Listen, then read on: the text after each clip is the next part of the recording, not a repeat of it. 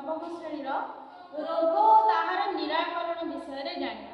रोग ताहार निराकरण पे प्रथम चिंता करवा रोग हुए क्या जीव मान रोग हुए निर्जीव मान तो रोग हो जो कोष अच्छी जीव कोष हो जो जीवन संभव अच्छे से ही रोग हो। तो प्रथम कथा स्वास्थ्य ही संपद पे आम जीवन में स्वास्थ्य एक गुरुत्वपूर्ण स्थान अधिकार करছে। आम जो बंचीचे आम दैनंदिन जीवन को आम उपभोग करছে आम दैनंदिन जीवन में चल प्रचल करছে केवल आम उत्तम स्वास्थ्य जो एक संभव हो। तेणु स्वास्थ्य को सुरक्षित रखा आम समस्त प्रधान कर्तव्य अटे। बहु पुरातन काल आम साधारण लोक मन एक धारणा रही आसी जे शरीर निरोग अवस्था ही स्वास्थ्य। समस्ते जानते मनीष जी ठीक ठाक अच्छी चलुची बुलूची खाଇବା पीवा ठीक अच्छी सुस्थ सबल देखा जाए तार स्वास्थ्य ठीक अच्छे। प्रकृत में से कथा ठीक कि केवल आम फिजिकाली केवल आम शरीरगत दृष्टि ठीक देखा गले से स्वास्थ्य कह ना आमर मानसिक स्थिति भी ठीक रहा आवश्यक। तेज पुरातन काल एक कथा मानुचे समस्ते जे निरोग अवस्था ही स्वास्थ्य अटे। तेणु परीक्षा पढ़े पुरातन काल आम स्वास्थ्य को नहीं कौ चिंताधारा रखीचे स्वास्थ्य को लेकिन कौन कहुई स्वास्थ्य को लेकिन कथा कहुई शरीर निरोग अवस्था ही स्वास्थ्य अटे। रोग न बढ़ा पर्यंत स्वास्थ्य कथा क्या मन पड़े से तो आज भी चली जेपर्यंत मत ठंडा न हो तार प्रतिकार कहीं करी जेपर्यंत मत ज्वर न आसी ज्वर मेडिसिन कौन खाइबी मन इच्छा सब खाइबी माने नुह औषध खाइबा रोग हेले औषध खाइबा से कथा ठीक अच्छे। रोग न हवा पर्यंत रोग केमिति न हो से विषय चिंता करबा अर्थात निराकरण निवारण करबा आमे निजको किछि पदक्षेप नेकी बा किछि प्रतिषेधक नेकी निज स्वास्थ्य को ठीक रखिबा सेटा होछि प्रथम चिंतार विषय। जदिও आमे समस्त निज निजर कथाबार्तार स्वास्थ्य समस्या को बहुल भाव व्यवहार करछु तथापि स्वास्थ्यर संतोषजनक संज्ञा ए पर्यंत सठिक रूप से केही निरूपण करि पारि नाहांती। विभिन्न समय विभिन्न व्यक्ति अनुष्ठान द्वारा भिन्न भिन्न संज्ञा आछि केवल स्वास्थ्य को लेके। तेबे 1948 केबे आछि 1948 1948 मसिया स्वास्थ्य को लेके WHO World Health Organization WHO नाम कहा जाए वर्ल्ड हेल्थ ऑर्गेनाइजेशन प्रदत्त संज्ञाटी को ही व्यापक स्वीकृति मिली। उक्त संज्ञा अनुसार कौन कह जाए संज्ञाटी है व्यक्तिर मानसिक शारीरिक व्यक्तिर संपूर्ण शारीरिक मानसिक सामाजिक सुव्यवस्था ही स्वास्थ्य को बुझाई थाए। स्वास्थ्य माने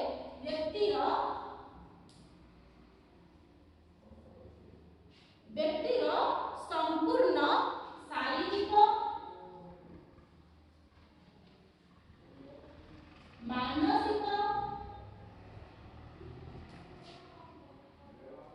शारीरिक मानसिक और सामाजिक व्यवस्था चारि पाखरे भी सब जिंस ठीक रहबा आवश्यक शिशु भाई भौणी माने मने रखो ए सब जिंस जदि ठीक रहबो ताहाले हम स्वास्थ्यटी उत्तम अछि बा ठीक अछि बोली कहा जिवो।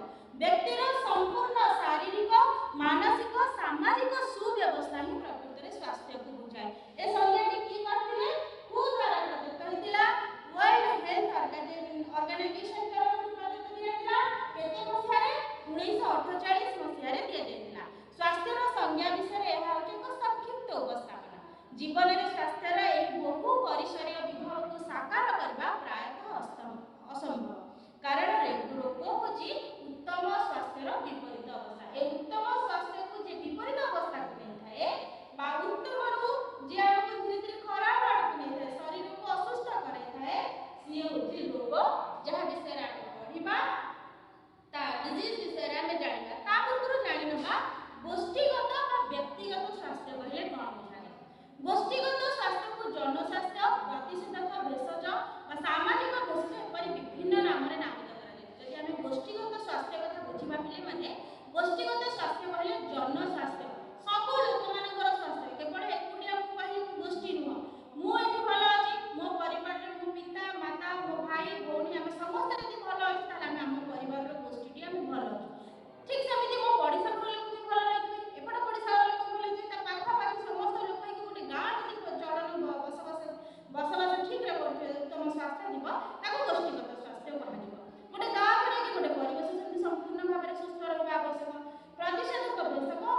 ବା ସାମାଜିକ ଭେଷଜ ଏମିତି ବିଭିନ୍ନ ନାମରେ ଗୋଷ୍ଠୀଗତ ସ୍ୱାସ୍ଥ୍ୟକୁ ନାମାଙ୍କିତ କରାଯାଉଛି।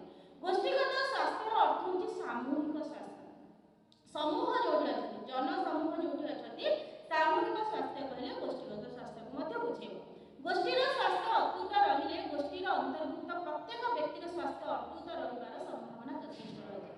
ଯଦି ସମଗ୍ର ସମାଜର ପରିବେଶରେ ବସବାସ କରୁଥିବା ଲୋକମାନଙ୍କର ସ୍ୱାସ୍ଥ୍ୟ ଠିକ ରହିଲା ତାହେଲେ ଗୋଟେ ବ୍ୟକ୍ତିର ସ୍ୱାସ୍ଥ୍ୟ ଠିକ ରହିବ। ଯଦି ଗୋଟେ ବ୍ୟକ୍ତିର ସ୍ୱାସ୍ଥ୍ୟରେ କିଛି ବି ପରିବର୍ତ୍ତନ ଦେଖାଗଲା, ସାମାନ୍ୟ ଥଣ୍ଡା ହେଲା, ଜ୍ୱର ହେଲା, କାଶ ହେଲା, ତ ସେମାନଙ୍କଠୁ ସମ୍ପୂର୍ଣ୍ଣ କିଛି ନା କିଛି କାହାକୁ କିଛି ନା କିଛି ସିମ୍ପଟମ୍ ଦେଖାଯିବ, ସବୁ ଲୋକମାନେ କିଛି ନା କିଛି ରୋଗରେ ପଡ଼ିବେ।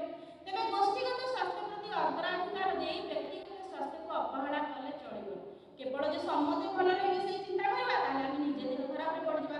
ପ୍ରଥମେ ଆମେ ନିଜକୁ ଆଗ ନିରାକରଣରେ ରଖିବା, ପ୍ରଥମେ ନିଜର ପ୍ରତିଷେଧକ ନେବା, ତାପରେ ଆମେ ସମସ୍ତଙ୍କର ଚିନ୍ତା କରିବା ବା ସମୂହର ଚିନ୍ତା କରିବା, ଗୋଷ୍ଠୀଗତ ଚିନ୍ତା କରିବା। ପ୍ରତ୍ୟେକ ବ୍ୟକ୍ତିର ସାମାଜିକ ଅର୍ଥନୈତିକ ଉନ୍ନତି ପାଇଁ ତା ନିଜର ସ୍ୱାସ୍ଥ୍ୟ ହେଉଛି ମୁଖ୍ୟ ସମ୍ବଳ। ଯେକୌଣସି ବ୍ୟକ୍ତି ଆମେ ନେବା, ଯେକୌଣସି ଗୋଟେ ବ୍ୟକ୍ତିକୁ ନେବା, ତାର ସାମାଜିକ ଅର୍ଥନୈତିକ ଉନ୍ନତି ପାଇଁ ତା ନିଜର ସ୍ୱାସ୍ଥ୍ୟ ହେଉଛି ମୁଖ୍ୟ ସମ୍ବଳ। ଆଗ ସ୍ୱାସ୍ଥ୍ୟ ଠିକ ରହିଲେ ସେ ଅର୍ଥନୈତିକ ଦିଗରେ ଅଗ୍ରସର ହୋଇପାରିବ, ସେ ସାମାଜିକ ସ୍ତରରେ ଅଗ୍ରସର ହୋଇପାରିବ, ସେ ବିଶ୍ୱ ସ୍ତରରେ, ରାଷ୍ଟ୍ର ସ୍ତରରେ ସବୁଆଡ଼େ ସେ ଅଗ୍ରସର ହୋଇପାରିବ।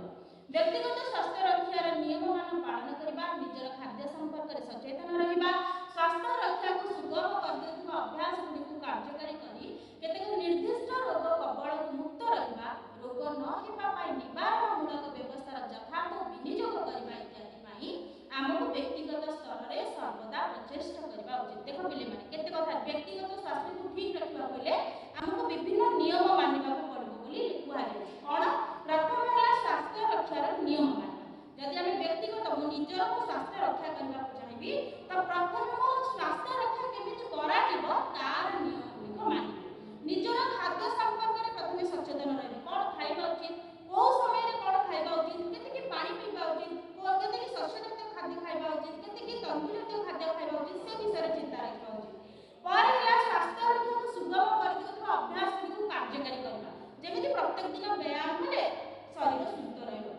ମୋତେ କିଛି ବାଟ ଚାଲିବାର ଅଛି, ମୋତେ ଏଇ ସମୟରେ ଶୋଇବାର ଅଛି, ମୋତେ ଏତିକି ସମୟରେ ଉଠିବାର ଅଛି, ମୋତେ ବେଶୀ କଥାବାର୍ତ୍ତା କରିବାର ନାହିଁ, ଏସବୁ ଚିନ୍ତାଧାରାକୁ ମନେ ରଖିବାକୁ ପଡ଼ିବ ଯେ ସ୍ୱାସ୍ଥ୍ୟ ରକ୍ଷାକୁ କୋଉ କୋଉ କାର୍ଯ୍ୟ ଗୁଡ଼ାକ ସୁଗମ କରୁଛି ବୋଲି।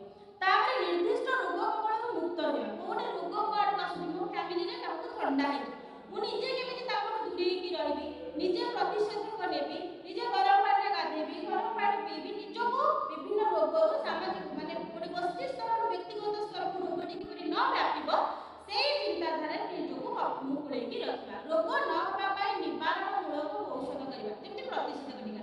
ଏବେ ରିସେଣ୍ଟଲି ଆମର କରୋନା ପାଇଁ ଟୀକା ଦିଆଯାଉଛି, ତ ମୁଁ ଯେପର୍ଯ୍ୟନ୍ତ ନିଜେ ସଚେତନ ନ ହେବି ମୋ ପରିବାରକୁ ବି ସଚେତନ ହେବିନି। ମୋତେ ପ୍ରଥମେ ନିଜ ପାଇଁ ଚିନ୍ତା କରିବାକୁ ପଡ଼ିବ। ମୋତେ ପ୍ରତିଷେଧକ ନେବି ଯାହାଫଳରେ ମୁଁ ଅନ୍ୟମାନଙ୍କ ପାଇଁ ଉଦାହରଣ ସୃଷ୍ଟି କରିବି, ଅନ୍ୟମାନେ ପ୍ରତିଷେଧକ ଟୀକା ନେବି। ତ ଠିକ ସେମିତି ରୋଗଟି କେମିତି ନ ହେବ ତା ପାଇଁ କ'ଣ କ'ଣ ଜିନିଷ ମିଳୁଛି ପ୍ରତିଷେଧକରେ ତାକୁ ମୁଁ ଆଗ ଆପଣେଇବି, ବିନିଯୋଗ କରିବି ଇତ୍ୟାଦି ଆମକୁ ବ୍ୟକ୍ତିଗତ ସ୍ତରରେ ସର୍ବଦା ଚେଷ୍ଟା କରିବା ଉଚିତ। ବ୍ୟକ୍ତିଗତ ଉଦ୍ୟମ ଓ ଗୋଷ୍ଠୀଗତ ଉଦ୍ୟମର ମିଳିତ ପ୍ରଭାବ ଉତ୍ତମ ସ୍ୱାସ୍ଥ୍ୟ ରକ୍ଷା ପାଇଁ ଯେ ଏକ ନୂତନ ପ୍ରତିଶ୍ରୁତି, ଏଥିରେ କୌଣସି ସନ୍ଦେହ ନାହିଁ। ତେଣୁ ସ୍ୱାସ୍ଥ୍ୟ କହିଲେ ଆମେ ଗୋଷ୍ଠୀ ତଥା ସମାଜ କଥା ଚିନ୍ତା କଲାବେଳେ ରୋଗ କହିଲେ ଆମେ ବ୍ୟକ୍ତିଗତ ଚିନ୍ତା କରୁ ପିଲାମାନେ, ସ୍ୱାସ୍ଥ୍ୟ କହିଲେ ଆମେ ଗୋଷ୍ଠୀଗତ ବା ସମାଜର କଥା ଚିନ୍ତା କଲାବେଳେ ରୋଗ କହିଲେ ଆମେ ବ୍ୟକ୍ତି